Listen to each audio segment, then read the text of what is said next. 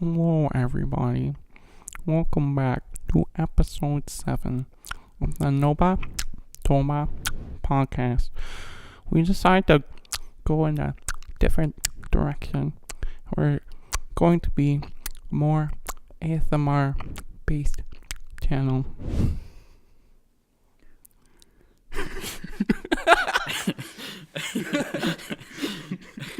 Welcome back, everybody. I can't do it well. Okay, what do you have for us today, Toba? Well, I gotta start off with the age-old question: Sicko mode or Mobamba? Oh, sicko mode. Sicko mode. Sicko mode. Why? Have you even 'Cause heard it's Sicko mode? Have you even heard it? Yeah. Have you heard Mobamba? No, I actually haven't. I know. What? I know. You haven't heard the KK slider cover of Mobamba? No, I haven't. It's like bee ba boom. Okay. Oh, it just sounds annoying. I don't know. Yeah, you've heard Mobamba. Probably. Anyways, so for the longest time, I actually really disliked Sicko mode, and we were bumping it in the car ride the other day. It's so good. Yeah? I really your like mind? it. I like there was the transition where Drake was rapping and he really hypes it up and then it just stops. I hated that for so long. I was like, this takes away the whole flow of the song. And now, as the artist I am, I realize it doesn't have to be all about the flow. Gotta go against the current sometimes if you want to be famous. If you want to make money. Do you want to be different? Oh my god. We completely forgot about this topic. Sicko mode. Superbowl. Halftime show Maroon 5. Oh, yeah. That was a bit ago, wasn't it? That was a bit ago. Did you watch it live or just the recap? I was in my room. Crying. Oh. Yeah. To Adam Levine? Yeah. I didn't really see it, but when I saw him come on stage, I had to come on stage. You know what I mean? Oh, I know what you mean. Yeah. So I had to go to my quarters and look at Google images of Adam Levine. But How I feel. But yeah, okay. Are you watching it? I was a little confused. Yeah. Not just because of the way it was presented, but they came out and it looked kind of cool, but I feel like it wasn't as good as the past years, you know? Yeah. I feel like there were some artists that really killed it. Yeah. And I don't think Maroon 5 was one of them. Yeah. I think watching it, my reaction was, oh, that's cool, but more or less that's it, or do they really need that? Or Adam, Yeah. you know? I wasn't necessarily hating on it, but I wasn't really necessarily liking it. Yeah. And yeah, and then I watched a couple reviews on it. Yeah. And people were tearing it apart and picking things out that I didn't realize or didn't notice, and I was okay, I definitely hate it now. Yeah. You know? No, yeah. Yeah. So I was having a discussion about it the other day, and Maroon 5 is very much a concert band, but they're not a performance band.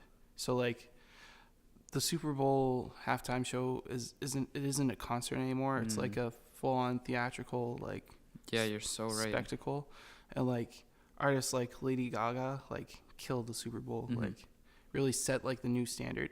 But Maroon 5, where they're not really known for doing anything outrageous on stage except for playing music. Yeah. It doesn't really translate well. Yeah, you're so right. Yeah, I feel their way in was the SpongeBob Sweet Victory, because it's a sweet homage to the creator, but it still gets everyone hyped up, and it's 2019 now. People watching the Super Bowl definitely watched SpongeBob growing up. Yeah. But I don't know, and how I just went into Sicko mode with. It wasn't even the artist of it, right? I don't think so. I think it was 21 Savage, and that was where the 21 Savage meme started. Yeah? Could be very wrong. I don't know, honestly. I was oh, fellas. Yeah, I'm not gonna look it up. Adam Levine started playing with him, and then all playing at once. Yeah. And singing, and I was It was a little much, but like not enough. I don't Yeah, know, it's a weird thing to say, but yeah, yeah. It was like, it seemed like it was like an organized like chaos. It was controlled chaos. yeah, A little bit. yeah. It was all like quantity over quality. Yeah, yeah. Yeah, yeah. Something else that I find really interesting about like stuff like that, it's like they were paid a lot of money to do that. Like Oh yeah. it was $500,000. They were wonderful and donated it all to like a children's charity. That's good of them. But like, there's just like something different that I think we hold like celebrities in like a higher like regard, because they're getting paid that much to like do something that they've done 1,000 times just for singing music. Yeah. But like, I know they're just only humans, but like when they don't deliver, it's like it's kind of like a waste of money. Yeah, you're right. So, and like the reason I'm saying this is last night I was watching a basketball game, and just a player missed like 2 out of 3 free throws, Mm-hmm. and like a high school kid could have sunk all 3 of them, and he's getting paid like high school kid getting paid nothing. That player getting paid like $3 million a year. Honestly, Like, yeah, it's insane, yeah, and it's not like, I mean, everybody has their off games, but like easy throws like that, like I know you can't make 100% all the time, yeah. but like it's just like, yeah, just watching it sometimes it's like, Yeah, it's like, it's a little weird. yeah. Yeah, it's like this is, You're paid to do yeah, this. you're paid to do this. And like it's not like someone's out playing you or anything. You're just doing a shot that you should have practiced 1,000,000 times by now. Yeah, no, you're right.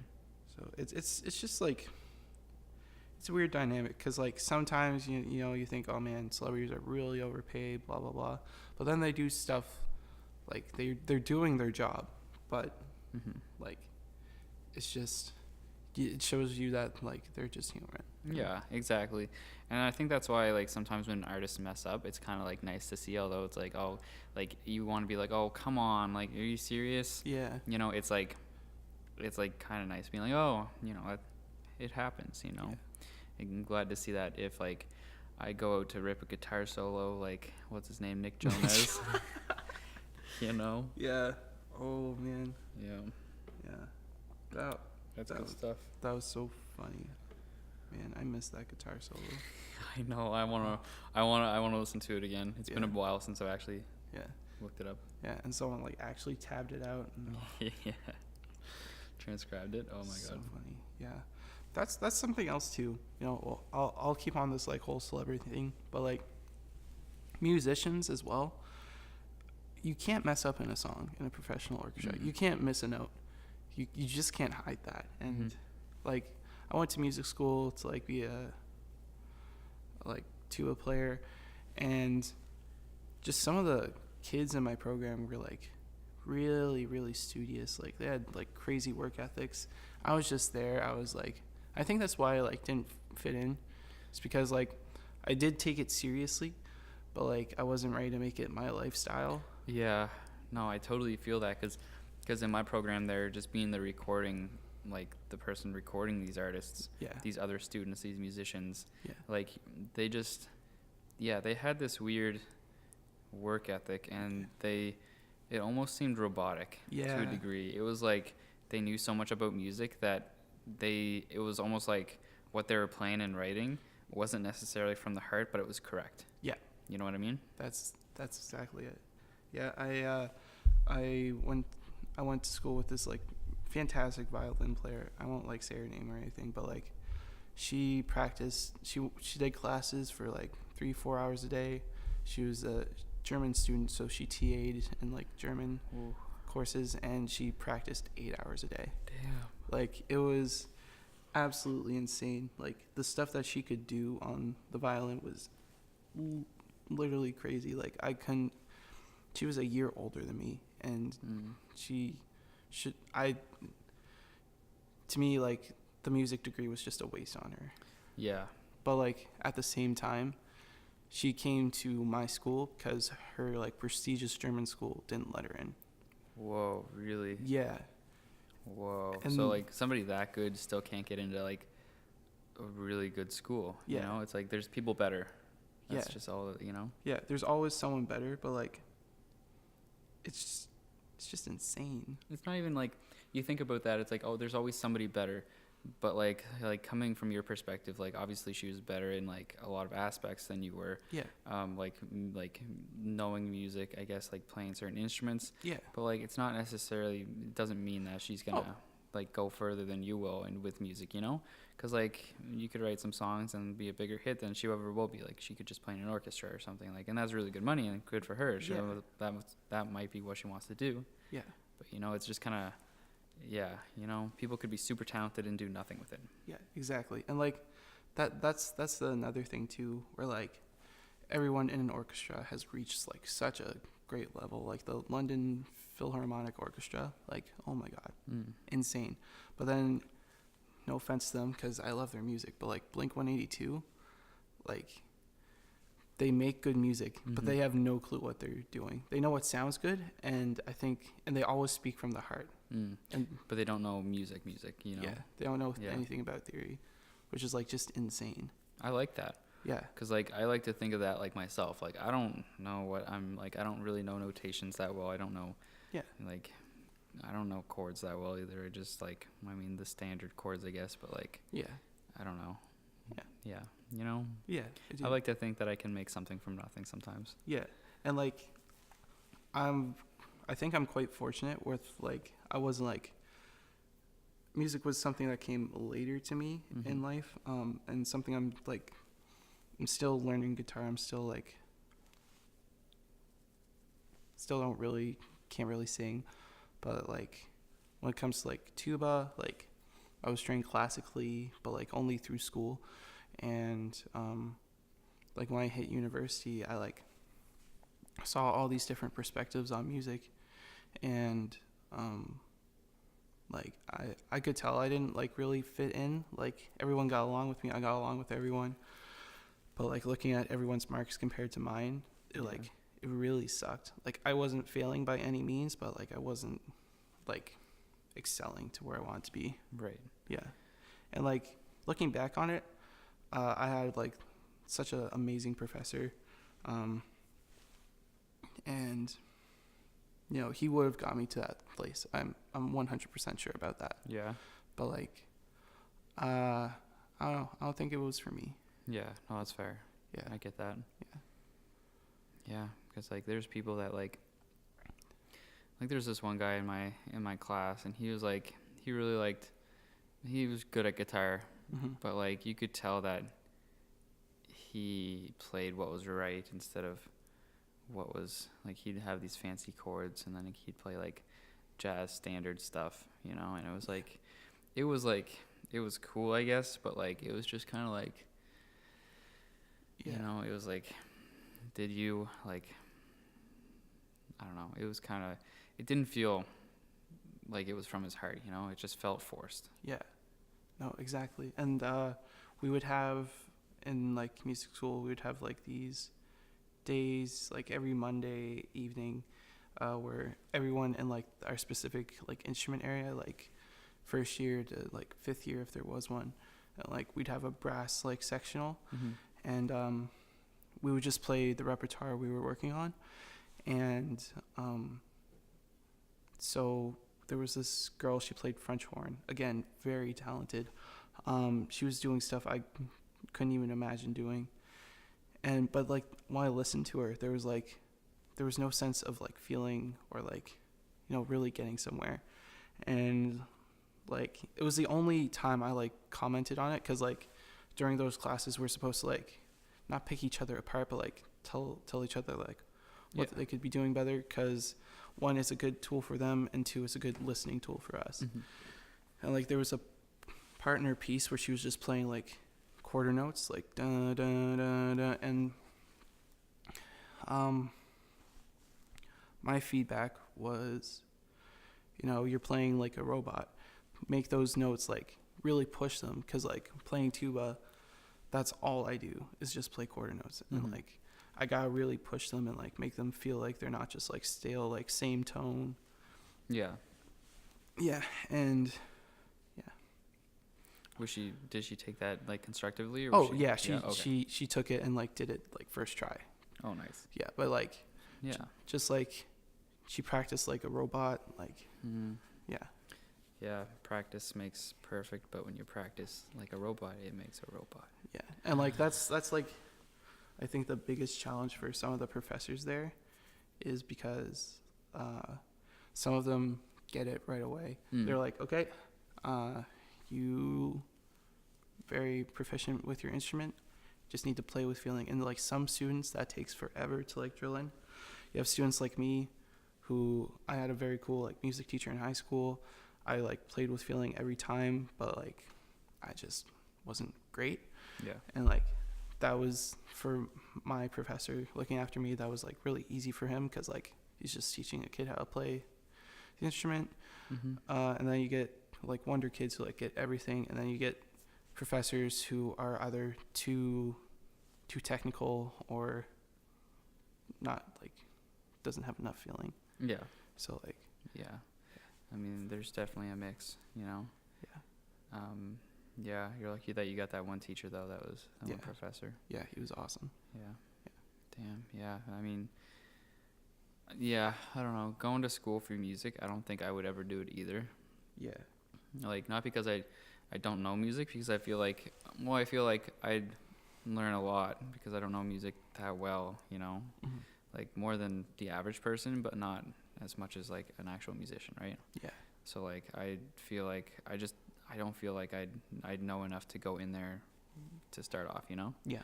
But also like I don't think I'd want to, you know, learn like that. That's not how I want to learn. Yeah. You know, I like to do things myself, but like at the same time, like I have a hard time trying to like push myself to learn things. But yeah, I mean, for some people it works out great, you know? Yeah, it's exactly. good. Yeah. Yeah, and like, yeah, it worked out like really great for me. Like I saw like such a huge improvement, like within the first month. But like, I went in there with the hopes of becoming a music teacher, not becoming a musician. Yeah. So where I'm at right now was like just like a good like shortcut, I think, to just working with kids. Yeah. Which is why exactly. That's I think that's what you probably wanted anyways. Yeah. Yeah. Yeah, it's just like music was the only like consistent subject that like I excelled in. Yeah. Like, you know, maybe I wanted to be a physics teacher. I did want to be a physics teacher at one point, but then I realized I only got 90s because I was friends with the really smart kid. Oh. Like he like explained everything to me after class again, and then that's how I retained it. But right. I don't think I'd have the like work ethic to really put in that effort. Yeah. Yeah. Which I feel. Yeah. I understand that. Yeah. Damn, yeah. But imagine if you were a physics teacher. That'd be so cool. That'd be neat, but like, yeah. Yeah. I had a really cool physics teacher. I'm just reminiscing on what could have been. Of course. I get that. Do you have anything that you feel like? No, I don't know. I feel like I've never really known what I want to do. That's fair. I don't know. Oh, I don't know. It's fine though. Yeah. We'll figure it out. Yeah. Yeah. Oh, hey, did you see that tweet from PETA? Oh, yeah, I did. Yeah, that one about, what's his name? Steve Irwin. Yeah. Oh, my gosh. Oh, man. Here, I'll pull that up right now, actually. Yeah, for sure. Because it made a lot of people, including myself, very mad. So PETA is like, everyone knows what PETA is. It's like this organization for protecting animals and whatever. Except they don't really do that. They're just, like, they do that, but like they do. But they're just not good at what they don't practice what they preach. Yeah. And that's like the biggest issue with them. And so this tweet, it's a very well constructed tweet. I'll give them that. But so yesterday was Steve Irwin's birthday, and you know, he's someone like such a great household name, I think. If you don't know Steve Irwin, he's the crocodile hunter. Yeah. But obviously, I think a lot of people know who that is. Yeah. Unless you're just growing up now and you didn't realize, because what year did he die? Like it was like a bit ago. 2000. 2000. Well, his son's only like 13. Okay. Yeah. So it wasn't too long ago, but like. Yeah, it was long enough. Yeah, long enough. Yeah, but yeah, he was such a wonderful man, who really loved animals. And anyways, this is what PETA had to say. It was like, Steve Irwin was killed while harassing a ray. Semicolon. Ooh, look at that. Paid a lot for that degree. He dangled his baby while feeding a crocodile and wrestled wild animals who were minding their own business. Today, Google Doodle, which is like the, just like they change the Google logo every so often on like a special occasion. And like yesterday happened to be his birthday. It's like, today's Google Doodle sends a dangerous fawning message. Wild animals are entitled to be left alone in their natural habitats. Well, I don't think that's what they're saying. I'm gonna say this right now. I don't think that's what they're saying. I think they just have it. They have a picture of him because it's his birthday, holding an alligator, a crocodile, because that's what he did. Oh, exactly. That's what he did. That's what he liked to do, and like, yeah, I think that's a controversial thing to say there, PETA. But I mean, what isn't controversial that they say? Yeah, honestly, but like, yeah. Like, I can kind of get the point they're making, but at the same time, they're getting clicks because they use Steve Irwin. Yeah. They would never, like, no one fucking listens to PETA. Yeah. They only have 1 million followers on Twitter. Do they actually? Yeah. Like, it's nothing impressive. I'm sure half of them only follow for the... oh, yeah, to hate them. Yeah. Like, for sure. 90% of, like, some other people's followers. Yeah. But we're not a political podcast. We're just here. Yeah, just living. Two white males. Call that a podcast. I've seen that joke so many different places. I know, right? And like, it shouldn't offend me, obviously, because it's a joke, and it doesn't offend me. But it's the same time, it's just such a. Okay, I'm gonna rant. Just being a straight white guy, the world is out to get our species, I think. Not now. Listen, I'm gonna like make this sound like I'm not just a straight white male talking. Species of human or species of that straight white males are a different species altogether. I think we're a different species altogether. Whoa. Okay. Yeah. Okay, but like, we get a lot of flack for stuff that personally I know I didn't do. Personally, I know Noba didn't do. But we're ringed in with that group. And, you know, it sucks. But at the same time, I get it. Our forefathers or whatever were just, like, really gross assholes. But, like, it's 2019, guys. We didn't do it, personally. Us. Definitely understand there are people out there with our titles that still do it, and it's really gross. Do not support them. Also, I understand that, like, everyone gets judged based on appearance, based on class status, but, like, I'm not, like, a wealthy daddy's boy. I don't have a dad. I'm broke, you know? Yeah. So, like... Yeah, to classify, like, certain people in just a general group, you know, it's... Yeah, I mean, stereotyping, stuff like that, it's all prevalent, so it's hard to escape something like that, especially with, like, first interactions with somebody, you know? 100%. Yeah, exactly. Especially if they wear, like, flannel and beanies, you know, something of the sort. Oh, wow. You just call me out right now. I'm wearing a flannel and a beanie. But, yeah, and, like, I'm just using, like, the straight white guys as, like, an example. There are so many other cases of, like, that stereotyping. That, like, yeah. It's 2019. It really doesn't need to be there. Like, we were just having, like, a similar conversation where, like, you know, problems we've claimed to solve, like, equals, like, like, equality for, like, sexes and, like, feminism. Like, oh yeah, we already solved, like, everyone's already equal, but, like, there's still people out there who still think that, like, a woman can't do a man's job, quote unquote. Yeah. And, like, I mean, I think there always will be, you know? Yeah. It's just how to break that stigmatism among everybody, but, I mean, it's I don't think it's ever gonna be 100% on board with people. You know, Yeah. people are always gonna be like, oh, woman can't drive a truck, like big Yeah. rig. You know, can't do that. That's a man's job. Yeah. She can't do this physically exhausting job. You know, I think it's always gonna be prevalent somewheres, but it's not necessarily what everybody thinks.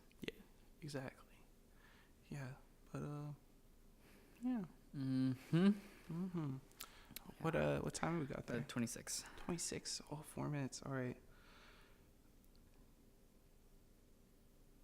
Okay. I think Toba's running out of topics. I think we're both really tired. I think that's what it is. I think so. I think Oh, I'm just exhausted. I don't know. It's just, it's late in the day too. it is pretty late in the day. Yeah. I just want to go home and play some Fortnite. I want to go play some Breath of the Wild. Ooh. Yeah. Oh man. So for today's plans, after this, we are going to get some food. Mm-hmm. I really want Dairy Queen, but at the same time, I really want Boston Pizza. Yeah, I'm kind of stuck between those two. Yeah. Yeah, because like fast food sounds like Dairy Queen sounds good, but I've been eating a lot of fast food. Yeah. And not that Burger King, that Boston Pizza is better, but like it's actually I feel like it's more consistent than fast food. Yeah, you can sit down. Yeah. Order. Yeah, because literally like every day I eat fast food every day. Yeah. Not gonna lie.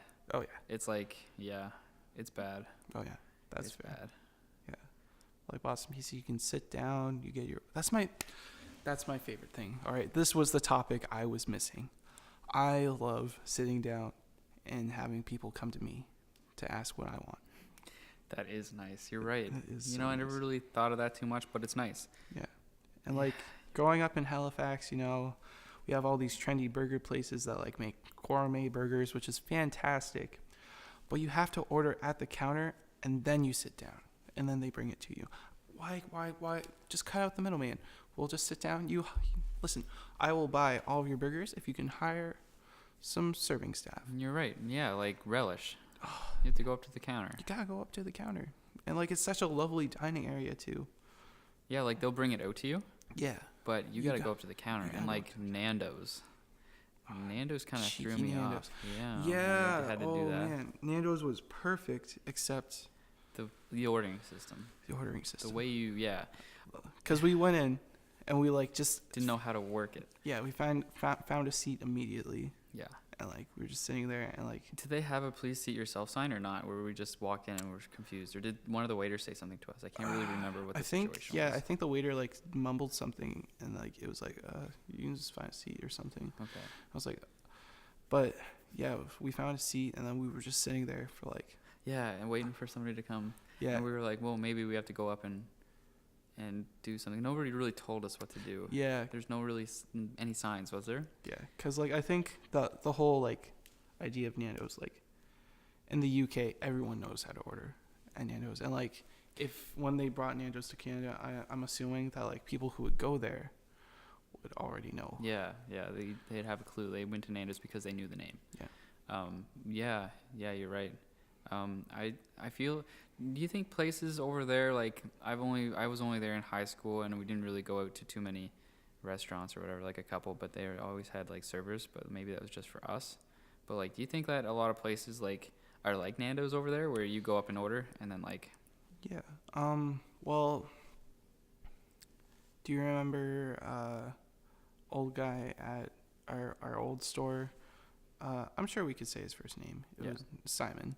Do you remember how he would always talk about like Britain and how like coming to Canada, it's like we're stuck in like the 80s that Britain was in. Like Britain is like he was always talking about how much more advanced like Britain was. In what? I'm not sure aspect? Like what sense or respect he meant. Like I think he meant like just effectiveness overall. Okay, the way things work here. Efficient, yeah. Okay.